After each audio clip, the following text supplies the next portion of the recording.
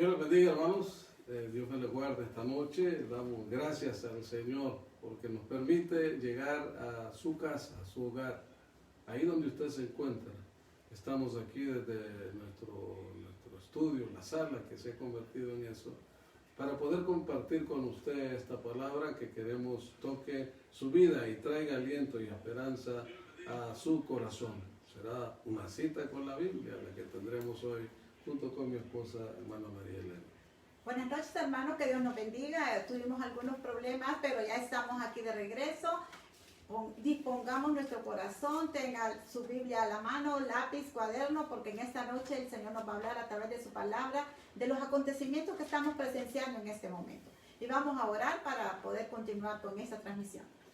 Sí, amado hermano, levante su mano ahí, su corazón delante de Dios y dígale: Padre, gracias. Tú eres Dios, tú eres eterno, tú eres poderoso y yo soy hijo tuyo, Señor. Soy coheredero con Cristo, como dice tu palabra. Y por lo tanto, Dios, yo sé que tú tienes cuidado de nosotros. Tienes cuidado de nuestra vida, de nuestros hijos. Que tu palabra nos bendiga esta noche, Dios, y nos enseñe qué es lo que hay en tu corazón, qué es tu voluntad, y que a través de ella podamos entender grandes cosas, Señor, y los misterios que no son revelados para muchos, que tú nos los reveles a nosotros. Gracias, Señor. En el nombre de Jesús te lo pedimos todo. Amén. Amén.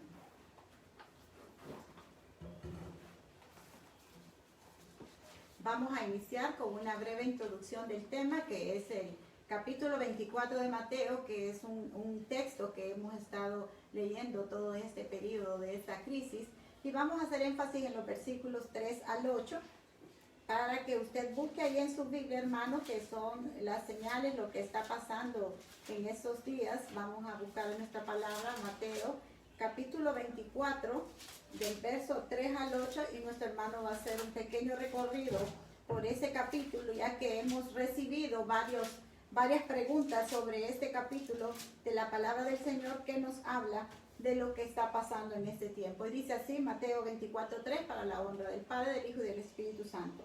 Y estando él sentado en el monte de los olivos, los discípulos se le acercaron aparte diciendo: Dinos, ¿cuándo serán estas cosas? ¿Y qué señal habrá de tu venida y del fin del siglo? Y Jesús les dijo: Mirad que nadie os engañe, porque vendrán muchos en mi nombre diciendo: Yo soy el Cristo. Y a muchos engañarán. Y oiréis de guerra y rumores de guerras. Mirad que no os turbéis, porque es necesario que todo esto acontezca, pero aún no es el fin. Y dice el verso 7, porque se levantará nación contra nación y reino contra reino, y habrá pestes y hambres y terremotos en diferentes lugares, y todo esto será principio de dolores. Amén, hermanos. Situémonos entonces en el capítulo 24 de Mateo y vamos a encontrar ahí, en los primeros versículos del 3 en adelante, un poco siempre los discípulos se acercan a Jesús y preguntan, ¿no? Esa pregunta, ¿cuándo serán estas cosas?, despierta un poco la curiosidad de ellos, y ellos en tanto buscan de alguna manera conocer cuáles son las señales que ocurrirán sobre su venida. En el versículo 5 se hace en la Escritura una referencia a los anticristos que han sido profetizados. Del versículo 7 al 12, ahí encontramos la descripción de los tiempos, cómo van a estar las condiciones y qué reinará en ese tiempo: el hambre, la guerra, la pestilencia, los terremotos, odio hacia los santos, apostasía e indiferencia. Esto con relación a lo que la incredulidad va a imperar.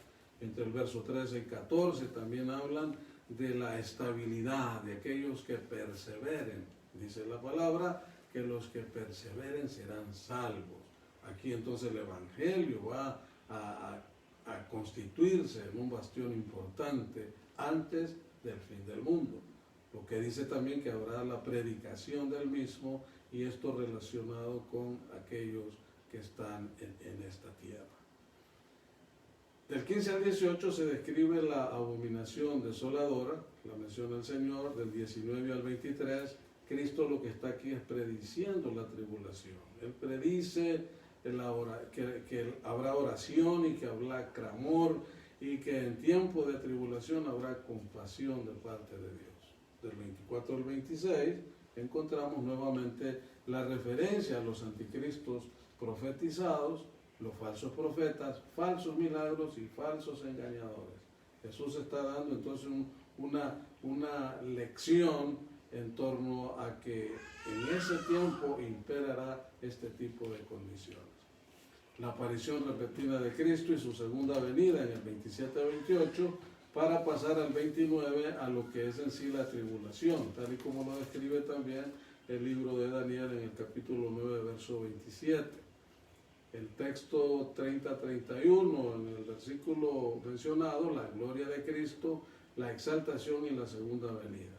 ¿Por qué hablamos de que habla de su segunda venida? Porque ya vamos a contestar algunas preguntas relacionadas con el rapto. Aquí nos está mencionando algo al respecto. Ya en el verso 32, el Señor habla de la higuera, la parábola que se refiere a Israel. Luego vuelve en el 38 a mencionar las condiciones que van a reinar en la venida de Cristo, y aquí destaca la carnalidad, la mortalidad, la mundanalidad, la ignorancia y la separación de los hombres al mensaje de Dios. Para luego entrar en el versículo 44 a la venida de Cristo, que menciona estar preparados, la exaltación de los santos en el verso 47, y del 49 al 51 el castigo. Dice: castigará duramente y pondrá su parte con los hipócritas, ahí será el lloro y crujir de dientes. Es entonces aquí donde de alguna manera saldrá la respuesta mediante este análisis que hagamos detenidamente de sus preguntas. Puede formular aquellas que estén relacionadas con lo mismo. Como vemos, hermanos, tenemos un capítulo 24 que nos puede tomar días y hasta meses estudiarlo, y algunas preguntas van a ser contestadas en forma específica. Hemos dividido este diálogo en 4 bloques, y el primer bloque está dirigido específicamente a lo que está pasando en ese momento. La iglesia tiene muchas dudas de que si esta pandemia, que es una situación que muchos de nosotros nunca habíamos vivido, una situación que nos ha llevado a estar en nuestros hogares, al mundo estar en sus hogares, entonces hay unas preguntas de cómo expone la Biblia al respecto. Y la primera pregunta dice: ¿es esta pandemia un castigo de Dios? Bien, yo diría que verlo como un castigo funciona a lo duro que puede ser. La verdad es que Dios es un Dios justo, es su justicia la que tiene prevalencia, es decir, Él es justo. En Primera de Crónicas encontramos, por ejemplo, un juicio, ahí sí fue un castigo, y fue un castigo directo que Dios estipuló, cuando en Primera de Crónicas 21:14 dice: así Jehová envió una peste en Israel, y murieron 70,000 hombres. Ya sabemos el contexto que rodea este hecho. Ese fue un juicio, podríamos decir, de parte de Dios por la desobediencia. En Salmo 64:7, hermanos, nosotros encontramos que la palabra dice: mas Dios los herirá con saeta, de repente serán sus plagas. ¿A quién? ¿A quiénes se refiere? Aquellas personas que no se someten al señorío de Cristo. Ahora, dice su palabra que cuando somos hijos de Dios, dice, no habrá nada o peste que nos destruya, ni cosa que toque nuestra casa, que dañe nuestra casa. Así que hay realmente parte de responsabilidad más del hombre que de Dios, en el sentido de que Dios quiere castigarnos. Dios lo que hace es aplicar su palabra, y lo que hay en su palabra es justicia de Dios. Si eso lo podemos entonces considerar como un castigo, realmente es lo que el hombre se merece por causa de la desobediencia. Ya dice su palabra que la paga del pecado también es muerte. Gloria a Dios. derivado de esta pregunta número 1, hay una pregunta que es complementaria que dice que entonces, ¿es COVID-19 un efecto causado por la maldad del hombre o es producto de su pecado? Yo creo que lo que dice 1 Juan 4:17, hermanos, busquémoslo ahí, dice 1 Juan 4:17, en esto se ha perfeccionado el amor en nosotros, para que tengamos confianza en el día del juicio. Pues como Él es, así somos nosotros en este mundo. ¿Qué relación tiene esto con la pregunta? ¿Cuál es realmente lo que andamos tratando de responder? Es que si realmente Él es justo, tal y como lo dice Salmo 11:7, porque Jehová es justo y ama la justicia. El hombre recto mirará su rostro. Definitivamente, hermanos, cuando el hombre anda y ama la justicia de Dios, no habrá nada que toque su morada. Es decir, lo que ocurre hoy es parte, hermano, también, y lo podemos atribuir a la desobediencia que el hombre tiene sobre la palabra de Dios. Amén. La Biblia habla de pestes, hambres, destrucciones que son señales antes del fin. ¿Puede el hombre de alguna manera contribuir mediante la creación de armas biológicas y la creación de un virus para que se cumplan todas las cosas? Creo que es una pregunta muy interesante, ¿no? En el sentido de que ¿cómo es que el hombre puede, en su afán de descubrir cosas, de hacer cosas, de crear cosas, también llevar los acontecimientos a su fin? Hay que entender que en este caso el hombre ha creado armas biológicas, que son conocidas como bioarmas o armas bacteriológicas. Es, digamos, un asunto, un tema de que cualquier patógeno, una bacteria, virus u otro microorganismo que causa enfermedades y que eso lo utiliza como arma de guerra. Cuando el hombre crea algo de lo ya existente para usarlo en contra de otras personas en su afán de defenderse, en su afán de crear conflicto o de intervenir en un conflicto, el hombre también se está equivocando al crear armas de este tipo que después va a llegar un momento en que no va a poder controlarlas. Entonces, si la Biblia habla de esto, habla de pestes, hambre, destrucciones, que obviamente son señales antes del fin, el hombre también con lo que quiere hacer está contribuyendo a que las cosas se salgan de su estado normal y por lo tanto vemos que ahora aparecen enfermedades que antes ni siquiera sabíamos que existían, ¿no? Bueno, cada vez que se contesta una pregunta surgen más interrogantes y desde que nosotros llegamos a los caminos del Señor tenemos esa promesa de la segunda venida de Cristo. ¿Cuántos realmente estamos ansiosos por el rapto de la iglesia? ¿Por cuántos estamos ansiosos de reunirnos con Él? Pero al mismo tiempo tenemos dudas en respecto a lo que está pasando. Dice otra pregunta, ¿esta crisis que estamos experimentando es una señal de los últimos tiempos antes de la venida de Jesús? Yo creo que son obviamente, como lo leíamos en Mateo 24:8, algunos están interpretándolo como el inicio del apocalipsis, el inicio del fin. La palabra es clara cuando dice Mateo 24:6, 7 y 24:8, que esto realmente es un principio de dolores. Es decir, a veces nosotros nos atribulamos o entramos en congoja o desesperación cuando vemos estas cosas. Incluso le decimos a Dios que esto no pase, que aquello no pase, y la verdad es que la Biblia, amados hermanos, se va a cumplir al pie de la letra. Y lo que estamos viendo, ahí lo menciona claramente el 24:6, dice estas pestes, y luego en el 7 menciona, y en el 8 dice que esto es principio de dolores. Yo creo que lo que estamos experimentando ahora, si bien es cierto, es señal de los últimos tiempos, también es una señal de que la venida de Cristo Jesús está pronta a venir. Y gloria a Dios, porque la iglesia se alegra no porque haya maldad, ni porque haya personas que mueren, sino porque esto nos está anunciando el cumplimiento de la palabra de Dios y por lo tanto la venida del Señor está cerca. Amén. Y dice otra interrogante, ¿cuál es el propósito de Dios cuando desata sus juicios? Bien, yo creo que en la vida que estamos y que transitamos, hay un propósito para todo. Dios crea al hombre con un propósito. El propósito es que el hombre honre a Dios, alabe a Dios, exalte a Dios.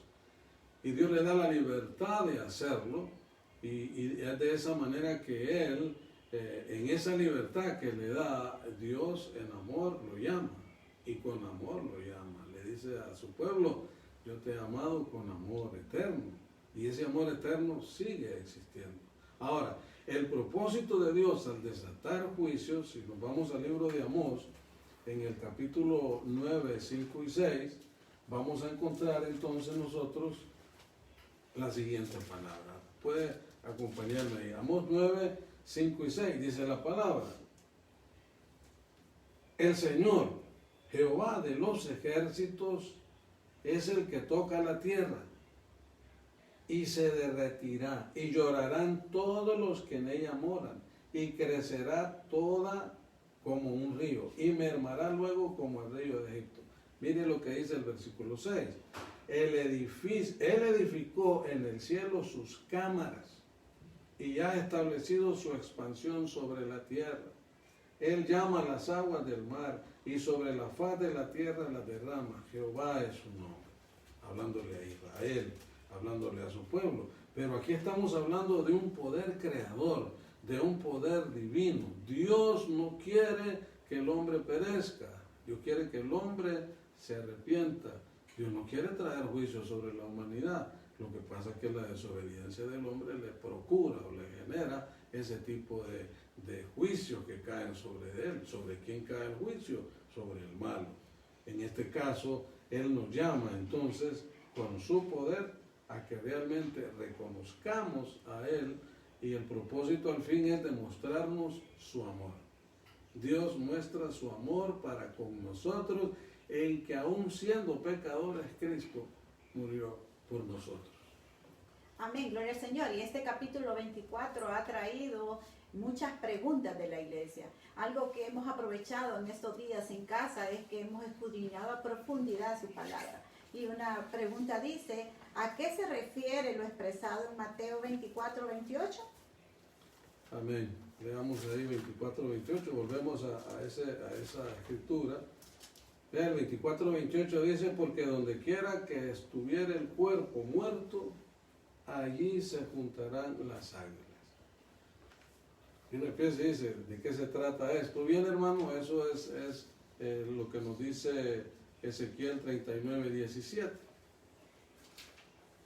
Dice Ezequiel 39, 17, y tú, hijo de hombre, así ha dicho el Señor Dios, di a las aves y di a todo volátil y a toda bestia del campo juntaos y venid reunidos de todas partes a mi víctima que os sacrifico un sacrificio sobre los montes de Israel y comeréis carne y beberéis sangre. Eso, hermanos, tiene que ver con Armagedón.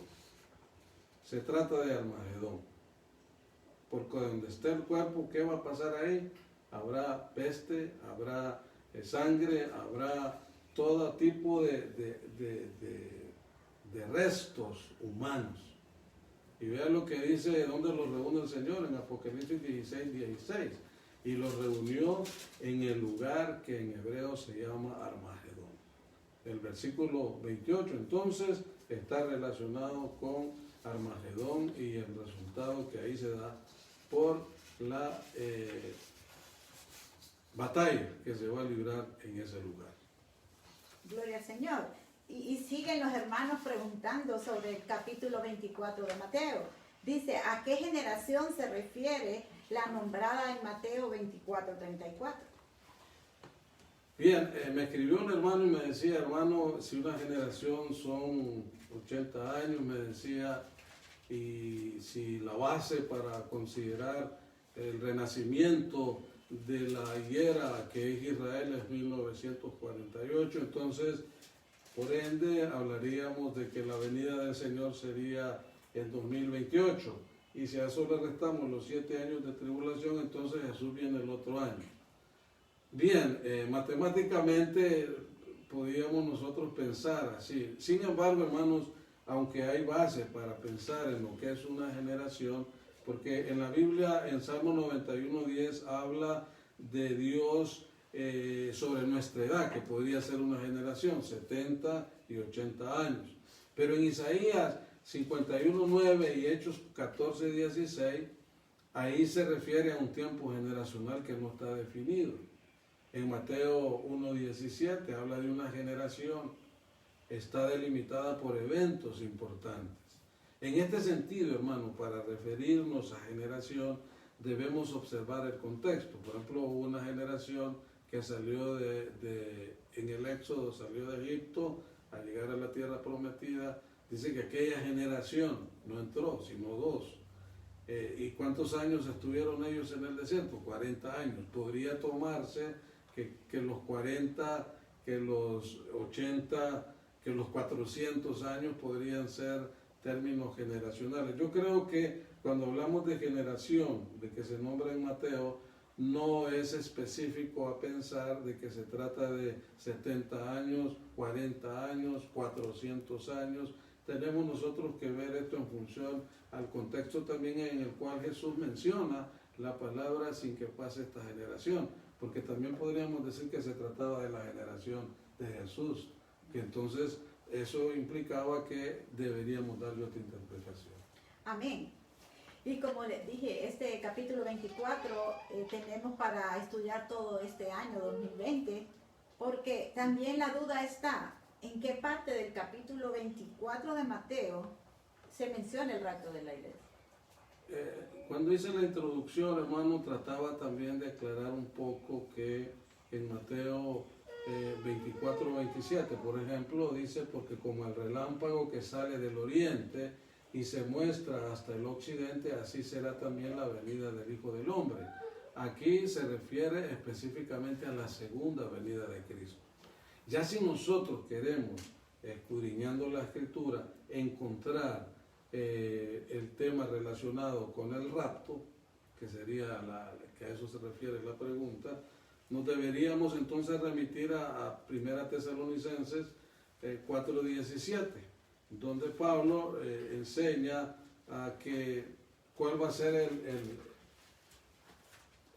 hermanos, el proceso que debemos nosotros de alguna manera experimentar a efecto de esto. Si vamos a 1 Tesalonicenses 4:17, dice el Señor aquí en su palabra, luego nosotros, los que vivimos, los que hayamos quedado, seremos arrebatados juntamente con ellos en las nubes para recibir al Señor en el aire, y así estaremos siempre con el Señor.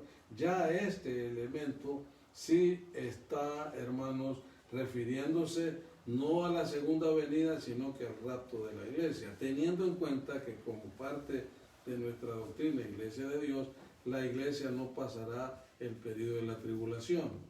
Es más, pensamos que este evento del rapto de la iglesia ocurrirá antes de los 7 años de la última semana de la que habla Daniel en el capítulo 9 también. Luego, si ya vamos por el tercer bloque de preguntas, y también muchas personas están estudiando lo que es el libro del Apocalipsis. El Apocalipsis, la revelación de estos tiempos, la promesa de la venida del Señor y los juicios de Dios sobre la iglesia y sobre el mundo. Entonces hay varias interrogantes que algunos hermanos nos han hecho, y la primera es, con estos eventos, ¿estamos entrando a la tribulación y juicios del Apocalipsis? Jesús habla en Lucas 21:11, dice, y habrá grandes terremotos, los estamos viviendo.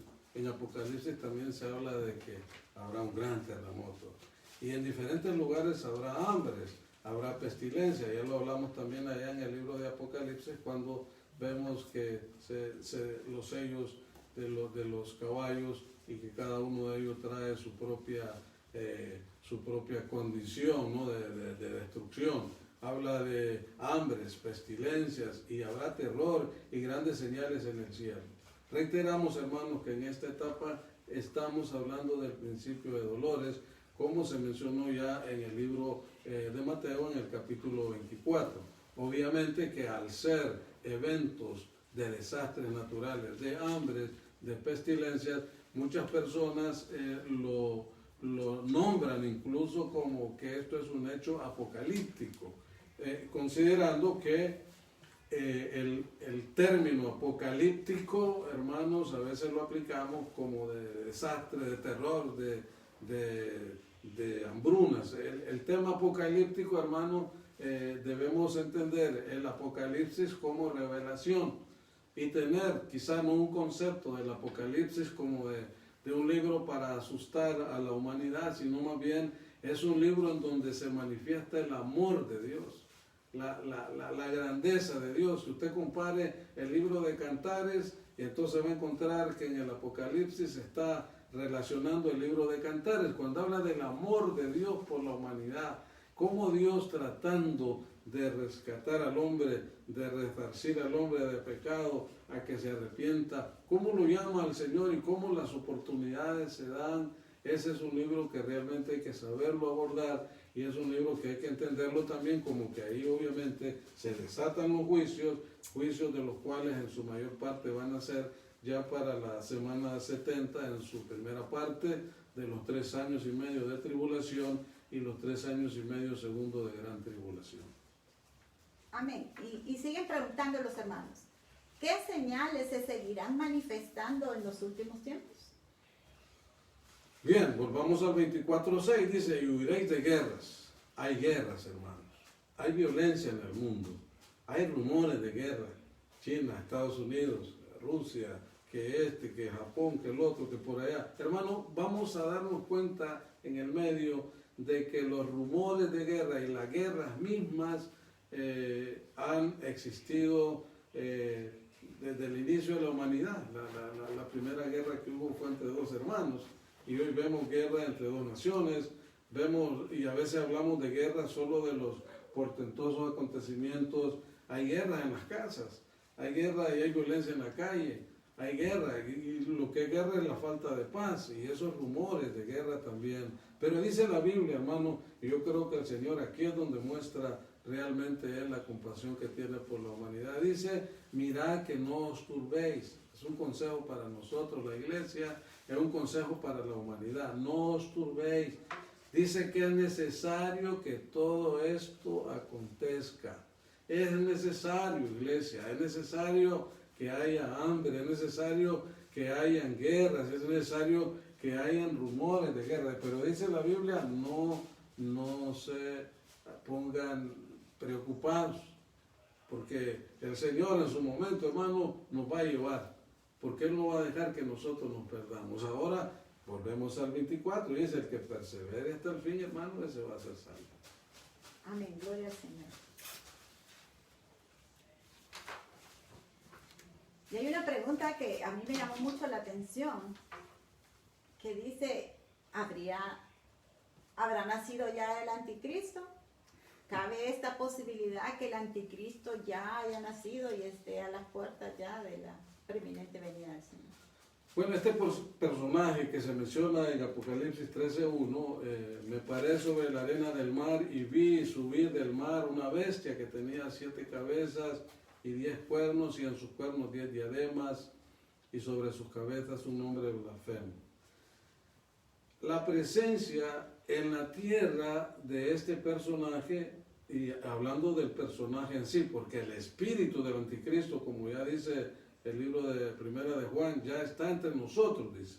El espíritu del anticristo. Cristo en el 24 también lo mencionaba, los anticristos, los falsos profetas, los engañadores, todos esos son tipos de anticristos.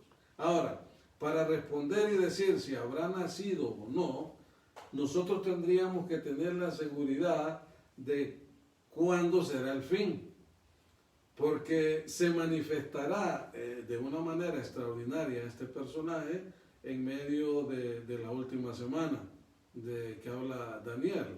Y si es ahí, entonces diríamos que si Cristo fuese a venir, que no lo sabemos, la palabra lo dice, que nadie lo sabe, ni los ángeles, si Él fuera a venir en 40 años, entonces yo diría, es posible que va a nacer dentro de 3 años, o que si va a venir en 2030, es posible que ya tenga 25 años y que ya nació.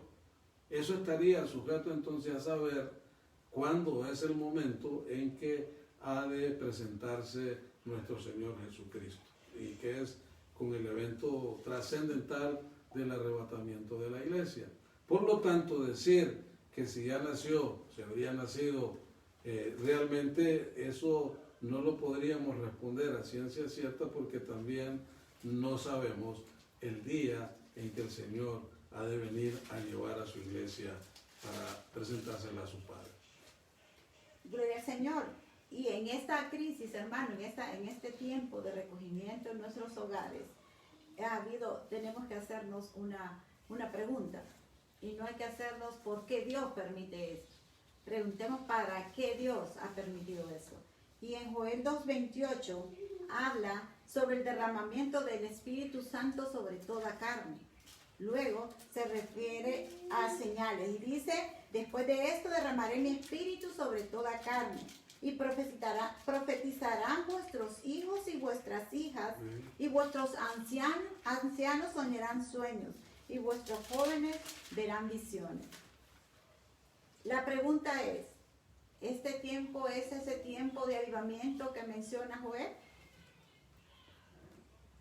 Mire lo que dice el Señor, y después de esto, que esa es parte de la misericordia de Dios. Ahí debemos entender a Dios como un Dios misericordioso.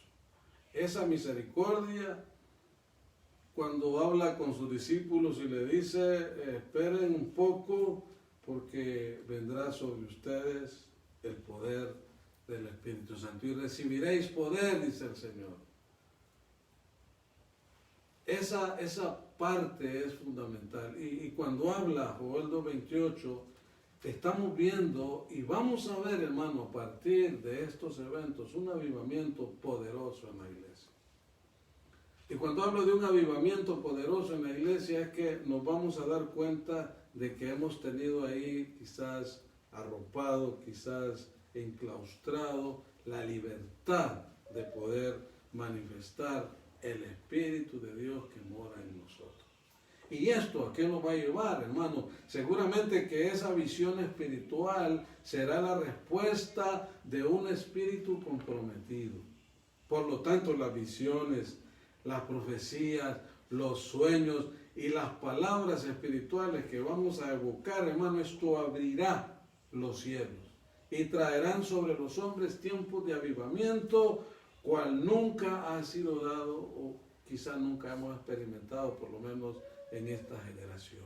Y entonces las maravillas de Dios se dejarán ver por sobre toda la faz de la tierra. Alístese, mi hermano. Alístese, porque el avivamiento que se ofrece aquí, esos tiempos, y daré prodigio en los cielos y en la tierra, y habrá cosas increíbles. El sol dice que se va a convertir en tinieblas, hermano. La iglesia hará cosas y hará proezas en el nombre del Señor. Así que si viene un avivamiento, sí viene un avivamiento. Créalo en el nombre del Señor Jesucristo, porque el Espíritu Santo está en medio de ti. Poderoso, dice el Señor. Gloria al Señor. Y a mí me encanta Joel 2:29 también, que dice, amén, y también sobre los siervos y sobre las siervas derramaré mi espíritu en aquellos días. Esta promesa es para todos, hermanos. Aquí no hay escogidos, es para todo el pueblo de Dios. Todos los que queramos recibir de ese Espíritu Santo, pidámoselo. Añoremos esa presencia del Señor en nuestras vidas, y Él está ahí para llenarnos de su presencia. Pero una vez que hemos contestado esas interrogantes a la luz de las Sagradas Escrituras, hermanos, hay 3 preguntas que nos vamos a hacer en esta noche. La primera es, ¿cuál debe ser el papel de la iglesia en medio de esta crisis? Bien, hermanos, yo creo que Jesús, cuando estaba con sus discípulos y había turbulencia, Él llamó a la calma. Creo que la calma nos ayudará a reconocer amados hermanos, que Dios no está en silencio. En este momento, Él está tanto en aquel que sufre por la pérdida, aquel que sufre porque no puede ver a su familiar en el hospital, aquel que sufre porque no hay donde ubicarlo, aquel que sufre porque ve a su familiar que no lo pueden atender. Dios está ahí en medio de esa condición. También Dios está con aquel que sirve, el que anda llevando la medicina, el que anda inyectando a la persona, el que anda atendiéndolo aún a costa de su propia salud, exponiéndose. También Dios está ahí.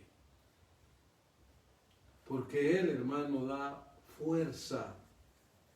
Él es fuerza al que está cansado y multiplica las fuerzas al que no tiene ninguna.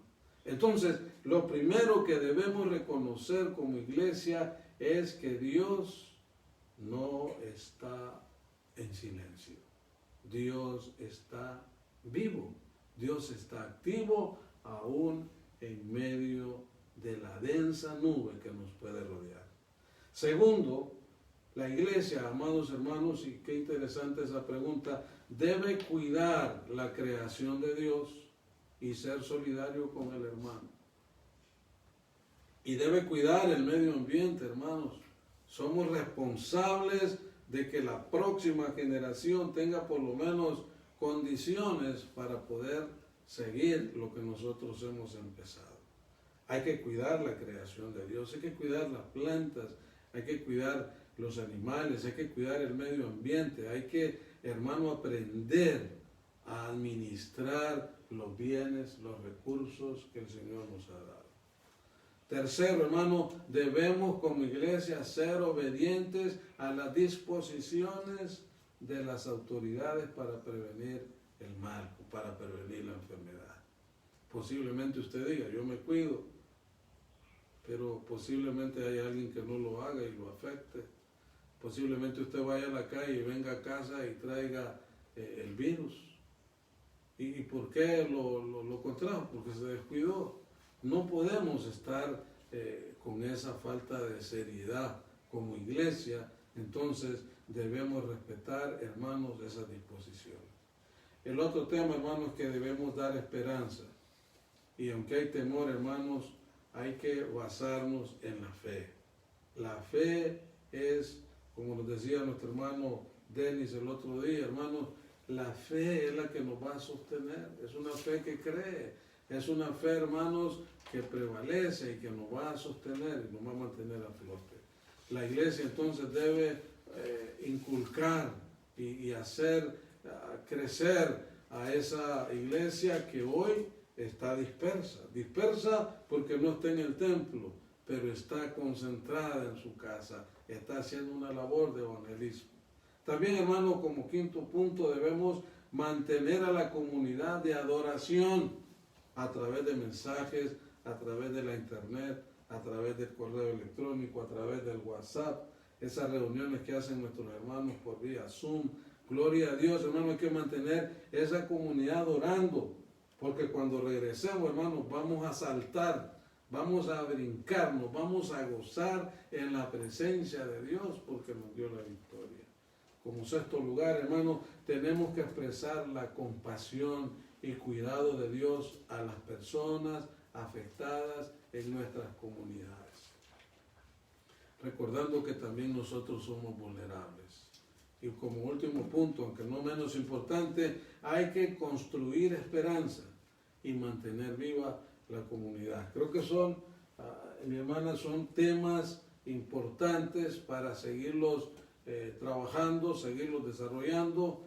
No sabemos en qué momento estamos para regresar ya a nuestra actividad normal, pero esto nos ha de servir para que esta crisis realmente nos sea una oportunidad de, en vez de sentirnos lejos, de acercarnos más al pueblo de Dios. Amén, gloria a Dios. Y en este tiempo hemos demostrado, hermanos, que la iglesia no son las cuatro paredes.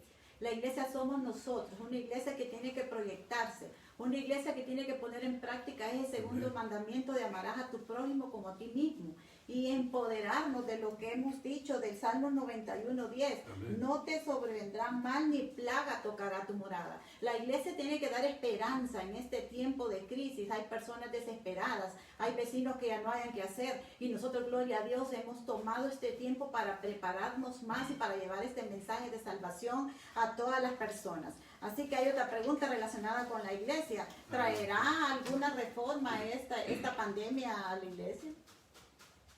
Bueno, yo creo que como peste, como virus, o lo que sea, como tal, no creo. Sin embargo, yo creo que sí va a provocar algo dentro de la iglesia. Provocará esta crisis al interior de la iglesia, un proceso de cambio de paradigma en la predicación del evangelio.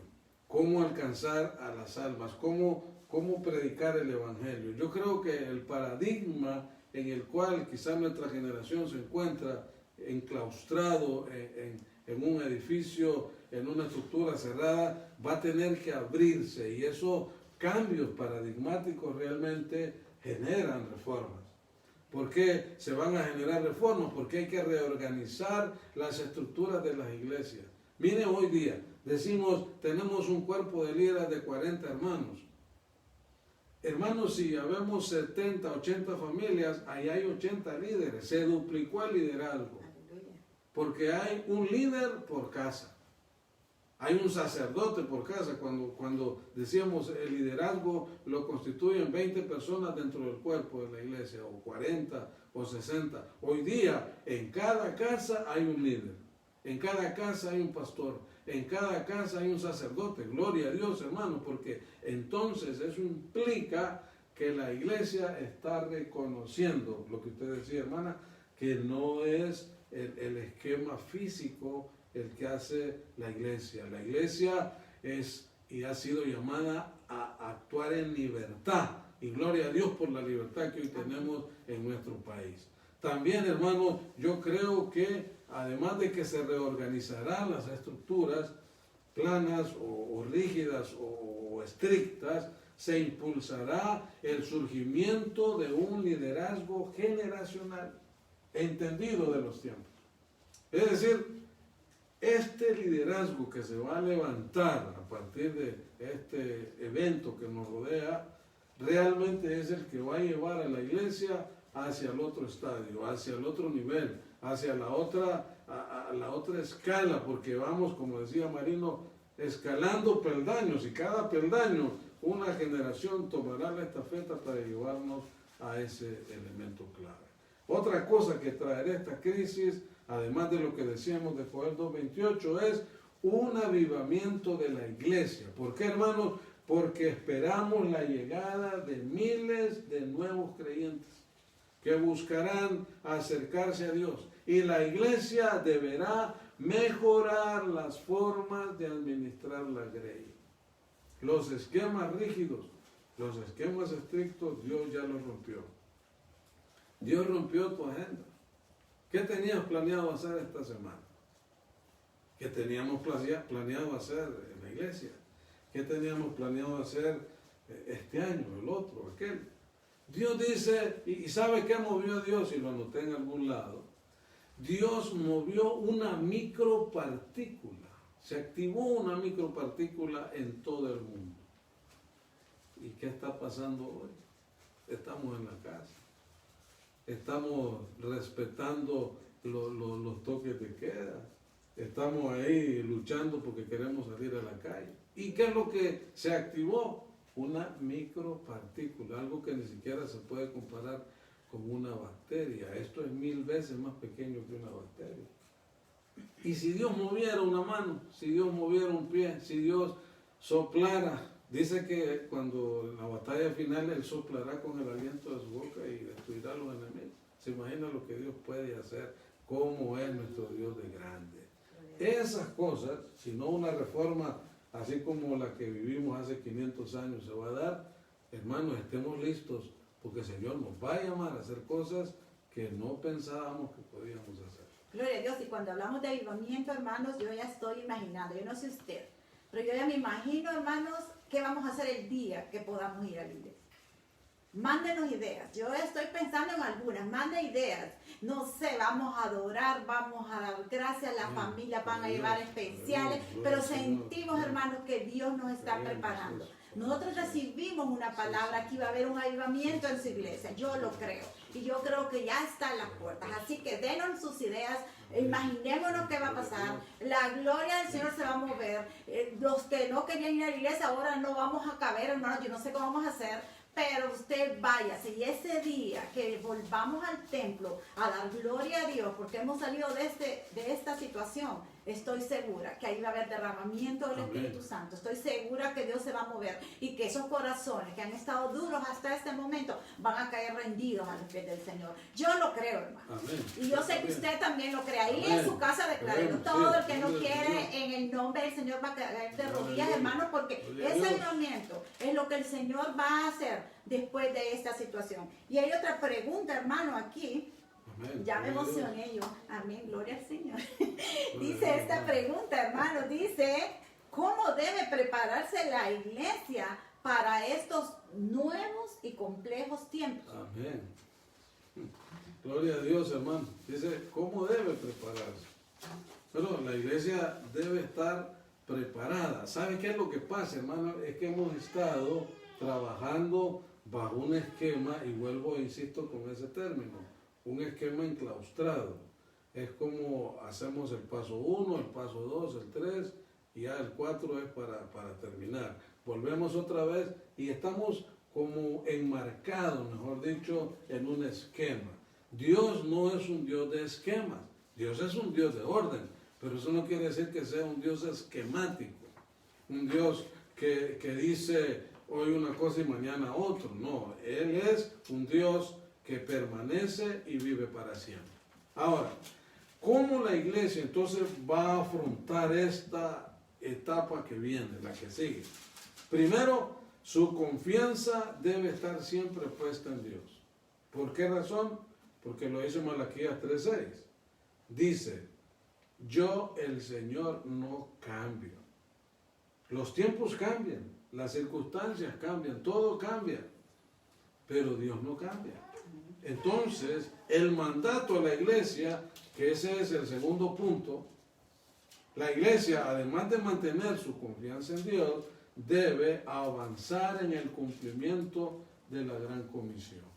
Mateo 28:19, y aquí también lo dice Marcos 16:15, y les dijo, id por todo el mundo y predicad el evangelio a toda criatura. El que creyere y fuere bautizado será salvo, mas el que no creyere será condenado.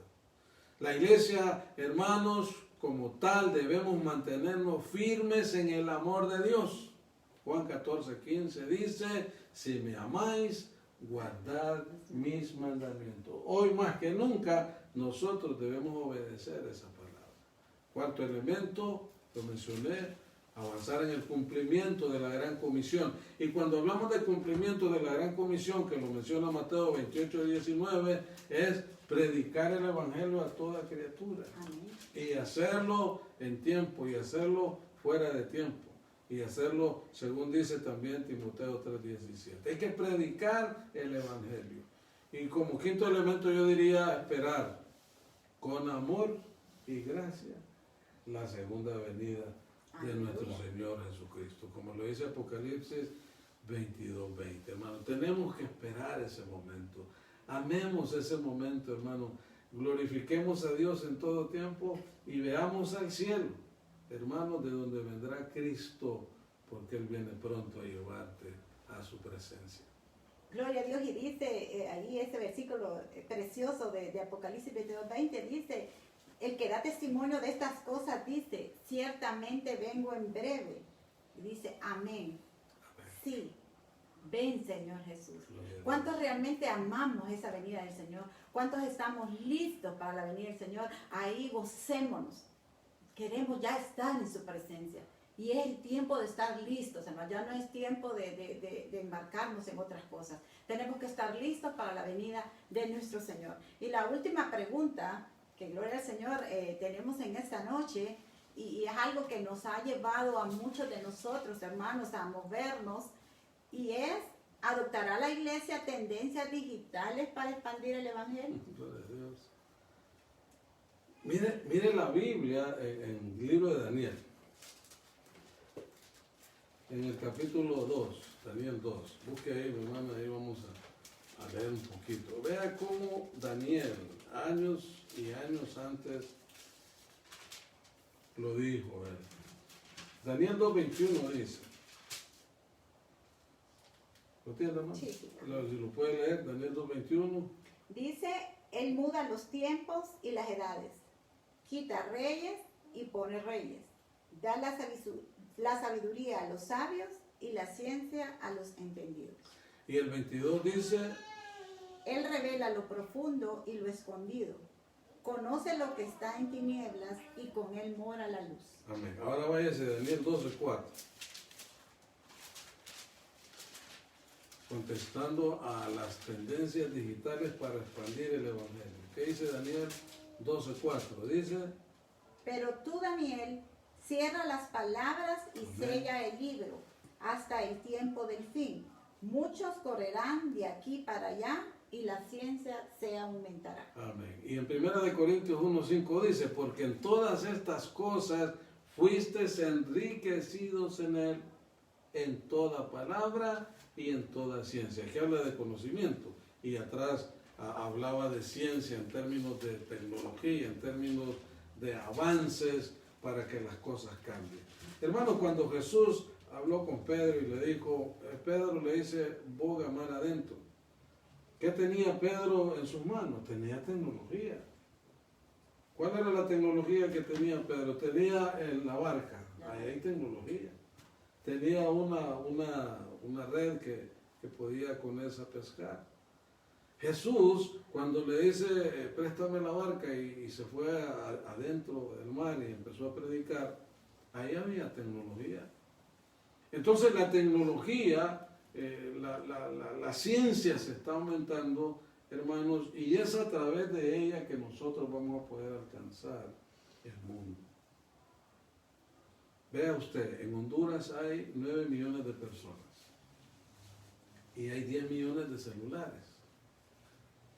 Es decir, de las 9 millones de personas habrán que 1,5 millones que no tiene porque no los puede comprar o no dispone de ellos. Pero hay personas que tienen hasta 2 y 3 celulares. La televisión, ¿cuántos televisores hay en casa? 2, 1. Okay. La familia puede ser muy pobre, pero tiene un televisor. Eso es lo que más se vende en estos tiempos. Entonces, esas cajas de resonancia y de proyección van en algún momento a constituirse en factores determinantes en los últimos tiempos. Habrá que saberlos manejar, habrá que saberlos administrar, habrá que saberse proyectar a través de esos medios, habrá que saber alcanzar esta o aquella población. Yo creo que estamos en un momento en el que la iglesia va a hacer uso de todos esos recursos y vea usted las personas que se pueden alcanzar a través de una proyección de estas, increíble, puede ser 10 veces más de las personas que escuchan dentro de la iglesia. Si en la iglesia hay 100 personas y aquí los miran 1,000 o lo escuchan 1,000 y lo comparten, el evangelismo entonces de esa manera se va a producir. Entonces cuando menciona Daniel en el 12:4 y la ciencia se aumentará, será para que esa ciencia esté a disposición nuestra. No satanice la tecnología, no crea que la tecnología es del diablo, no crea que la tecnología está preparando el camino del anticristo. Mire a Barack Obama, cuántas personas llegó el mensaje cuando él iba a ser presidente. Vea ahí nomás, el presidente de El Salvador usó los medios, las redes sociales para llegar a miles y miles de personas. Nosotros podemos inundar el evangelio en el mundo a través de la tecnología y estos medios nos están sirviendo para eso. Entonces, hermanos, todo lo que el Señor permite que tengamos, las redes no son malas, la tecnología no es mala. Nosotros decidimos para qué vamos a usar la tecnología.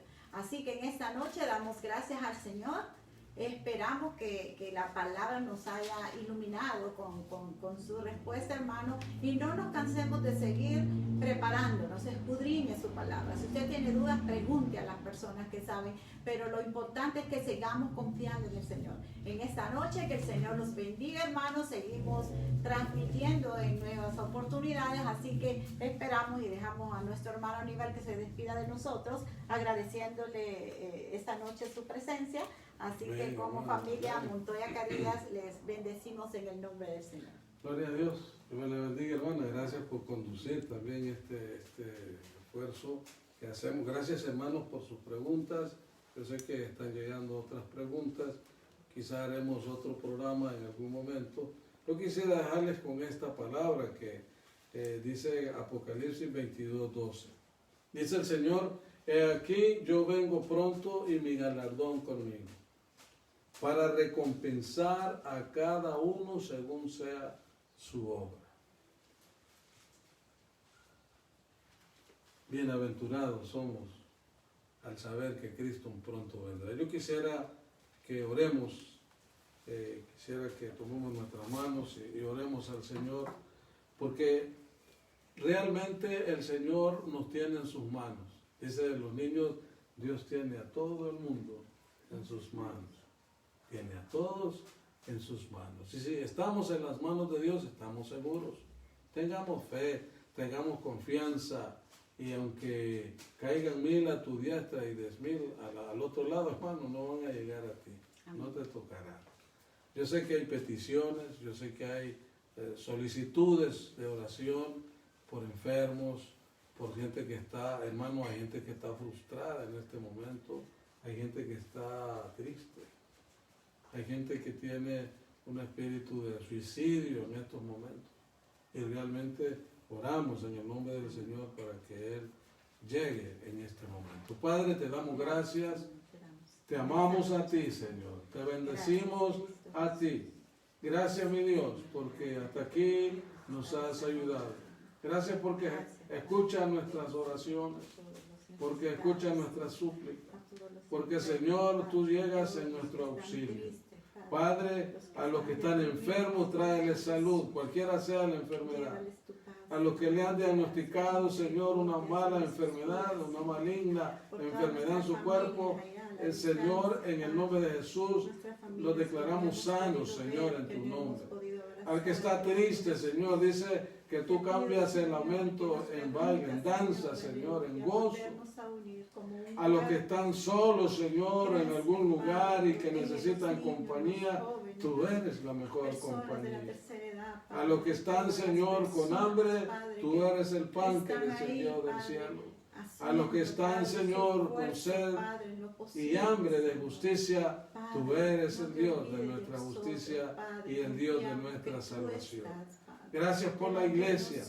Gracias por nuestros amados hermanos que están en sus casas, fortaleciendo su fe, guardándose, Señor, para que en el tiempo malo y de la prueba, oh Dios, nuestra fe no decaiga.